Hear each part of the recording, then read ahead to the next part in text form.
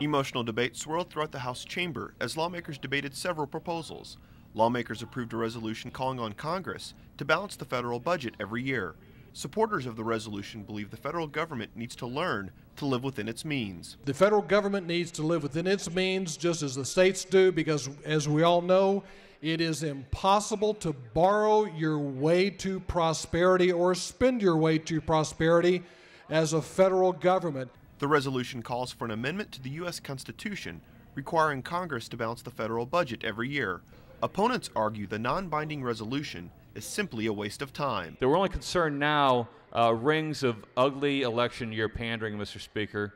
And for me, I'll have no part of it, Mr. Speaker. I think this is a fool's errand, and I think we have much more important issues before us in the General Assembly. The legislation passed out of the House with more than 120 yes votes and now heads to the Senate for debate.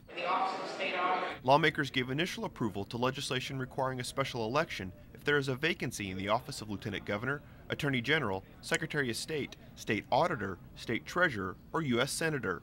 The bill still needs to receive another round of approval before heading to the Senate for debate. House members overwhelmingly approved House Concurrent Resolution 38. The resolution urges Congress to stop sending unfunded or partially funded mandates to the states. Lawmakers approved the resolution with more than 135 yes votes. The resolution now heads to the Senate for debate. Rounding out the week, lawmakers approved legislation requiring certain welfare recipients to pass drug tests before receiving state assistance. If it's determined there's reasonable suspicion that the applicant is using controlled substances illegally, the applicant will have to take a drug test. If they fail the drug test, they will lose their TANF benefits for 1 year. The proposal also requires all state elected officials to pass the same test before receiving state funds.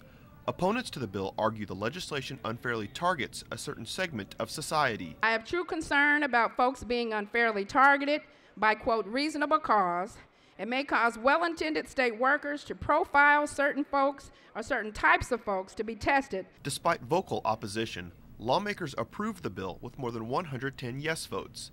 The bill now heads to the Senate for debate. Reporting from the state capitol, I'm Jonathan Lorenz.